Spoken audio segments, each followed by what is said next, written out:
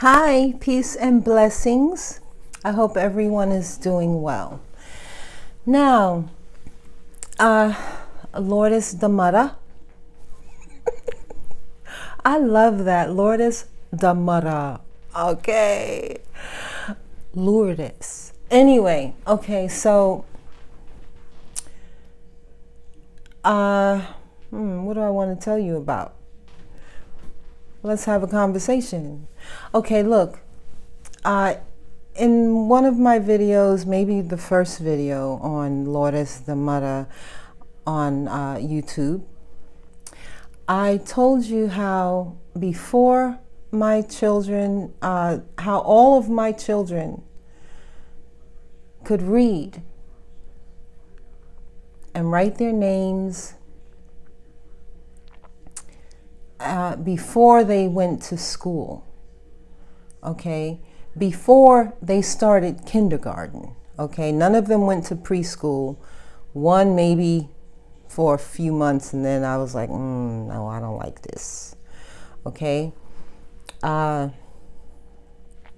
all of them could read before they went to school. And how did I do that? How did that occur? Okay, you have to start them when they're little teeny babies, okay? Which is what I did. As soon as I could, as soon as I, got myself back together, got my rest after I was rested up, I always started them. I started by reading the Bible to them, okay? Reading the Bible to them, okay? I started that way. And then, I would sing them a song, like, of course, the ABC song.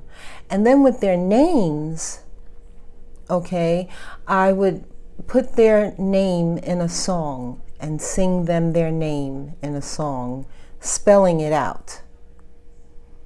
Okay? So that promoted their reading abilities. Okay? And one of the best things that I found that really worked, that really helped me help them, was Hooked on Phonics. I'm telling you, any parent, whatever, Hooked on Phonics, okay? Because it teaches them the phonetics of how to pronounce the words and everything. And to me, that's like the easiest thing. And when I bought the Hooked on Phonics thing, that has the books, now I believe if they still have Hooked on Phonics, I believe now it comes with tapes or CDs, and they've really upped it, okay? But for me, that was a good investment because it basically lasted throughout all my children, even though by that time I learned how they teach it, and then I didn't really need it anymore. So, that's a good tool that can help you in teaching your child how to read. And then, okay, after, they knew their ABCs and they knew the phonics of it, A, B, B, stuff like that. Then the important thing is that they know the connecting words, like and, the, a, of, this, that, for, those kind of little words like that. Okay? And then once they know those words pretty well, and then of course the words that rhyme, you know, cat, bat, it, sit, fit, bit, you know, stuff like that. Okay? Then, you know, that's like, you know, the foundation. Okay? That's the foundation. And what empowers them to read is that you read, you spent this time reading to them, then you turn it around and say, here, you read to me.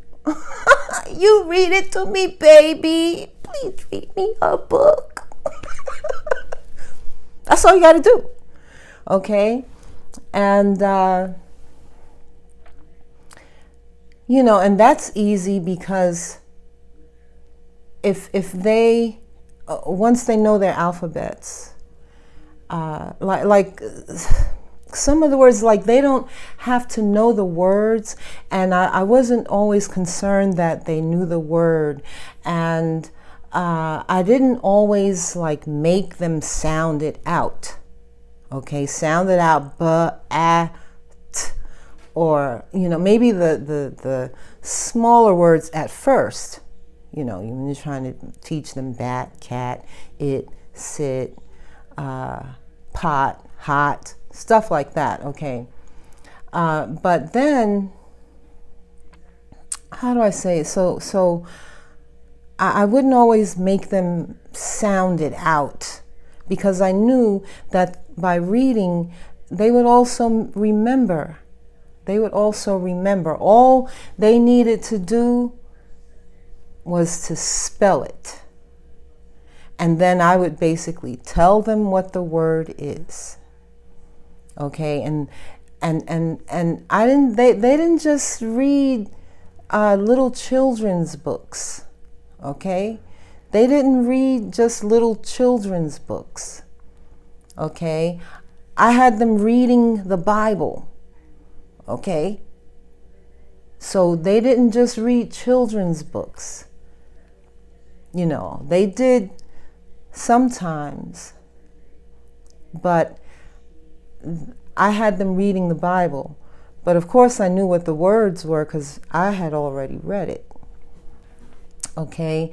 And so if they came across the word, at first, you know, you let them read and they're going to read and they're going to know the words that they know, like the connective words, and then you tell them the word and this and that, and then you progress to letting them read to you, and then, hey, if they have to spell you the word, which they most likely will for a little while, but that's how you get them involved. That's how you empower them, by letting them read to you. Okay? By letting them read to you. Okay? Once they have the foundation, once they know their alphabets, and once they know the sounds, the phonics of it, then you can basically have them read to you. Okay, and yeah, so that was a good thing because, see, I always wanted them to sort of be ahead. Okay, how do I say this? To be ahead. I didn't want to basically like depend on the teachers to teach them how to read. Okay, and I always had like books all over. Okay, everywhere there's a book, and also magazines are a good way to help children learn how to read. Okay, not just books.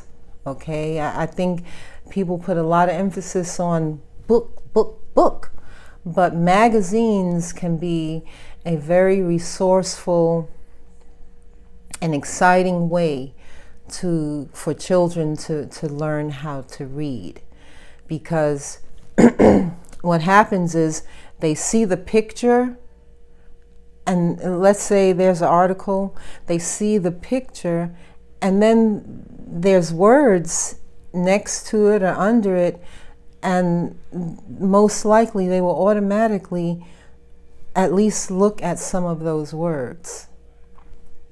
Okay, and you know, it might prompt them to ask, oh, what is this? Or whatever, you know. So magazines are also a good tool in helping children learn. And I think of Alex Trebek from Jeopardy. Okay, he knew everything. He knew everything. Okay, and he said he started out reading magazines. Okay, because magazine, you know, like it'll have a snippet of, you know, a very short thing of what something is, or a certain piece of information, and that's all you need to know something sometimes. Sometimes, not all the time, okay? And so then as you know, my children went on, I always encouraged them to read ahead. Okay, read ahead. If the teacher says read pages 101 and 102, okay, you read 101, 102, 103, 104. Okay, always read ahead. And if it's in the middle, you read some pages before the 100. You read 98 and 99. Okay, because a lot of times when they take those tests, a lot of times some of that stuff that's on those tests was not in what the teacher taught you. Okay, the teacher didn't mention nothing about whatever. The teacher didn't mention anything about it. And that was me passing on to them what I did. Okay, because I would read ahead. Maybe because I was interested in the subject, and so I would read ahead. I'd look, say, what's this, you know. So, and you know, that's a good way to ensure that you know about the subject. So when it comes up on a test, I think they always sneak in that some of that stuff that the teacher did not teach you. Okay, so anyway, how you empower your children in reading is to have them read to you. Okay, let them read to you. Okay, you lay in the bed. You lay in the bed and let them read to you. Okay, I did that sometimes. Okay, yeah, I did that sometimes because of my, let's say when, if I worked overnight and, you know, I have my little kid, and sometimes I would be so tired, okay? But I had to teach this child how to read, and so I would I would lay in the bed, and sometimes I'd be so sleepy, and you know, they'd have to say, just tell me spell it for me. Spell it for me. But they learn, okay? I let them read to me. So that's like one of the greatest ways you can, you know, inspire a child to read, is let them read to you, okay? Not that you don't ever read to them, but that makes them feel like, yeah, I got this. I can do this, okay? I don't need, you know, my mommy to read to me like I'm a little baby. It makes them feel, it makes them feel proud. It makes them feel smart. It makes them feel intelligent. And that's how we want them to feel, because they are. All right? So, I hope you like that tip. Maybe you did it a different way, okay? There's more than one way, okay? There's always more than one way. Leave it in the comments. Take care.